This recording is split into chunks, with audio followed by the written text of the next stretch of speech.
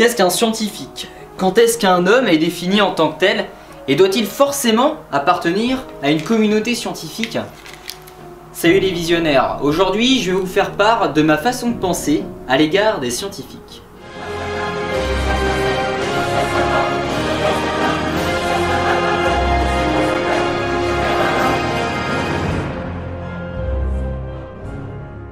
Qu'est-ce qu'un scientifique finalement?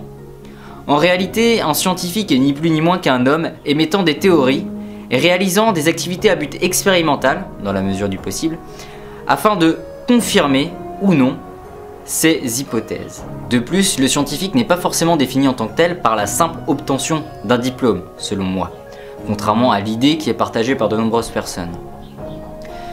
Il aura certes un niveau ainsi que des connaissances requises en lien avec le domaine choisi, mais je pense que être scientifique, c'est avant tout être un homme qui pratique une science, qui réalise des expériences, qui les analyse et qui conclut sur ses hypothèses supposées. Le scientifique doit aussi mettre en relief ses idées et recherches avec celles des autres.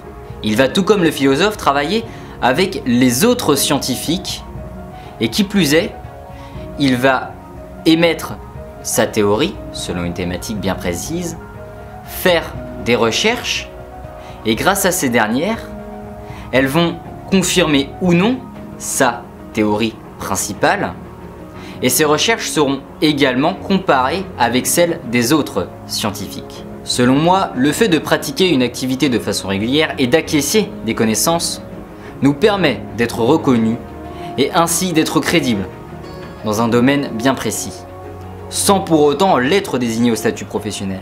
Puisque comme je vous l'ai autrefois dit, nous ne pouvons juger une personne uniquement par le métier qu'elle exerce, puisque ce n'est pas une science infuse et encore moins la vérité à l'état pur. Je pense qu'une personne devrait être désignée par les activités qu'elle exerce. Si une personne occupe une profession, disons de mécanicien, mais que dans son temps personnel cet individu jardine depuis des années et s'instruit dans ce domaine, je pense qu'elle est capable de nous donner des conseils crédibles au sein de son expérience dans le jardinage.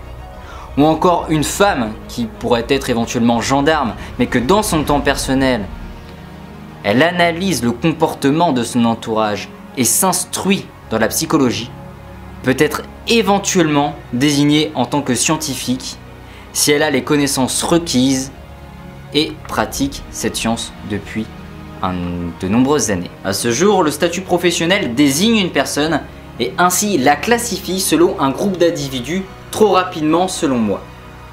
Cependant, je pense que c'est un ordre imaginaire entre avoir les compétences et être compétent. Que dire des médecins dont nous avons pour habitude de les associer aux années d'études qu'ils ont dû effectuer afin d'avoir ce titre?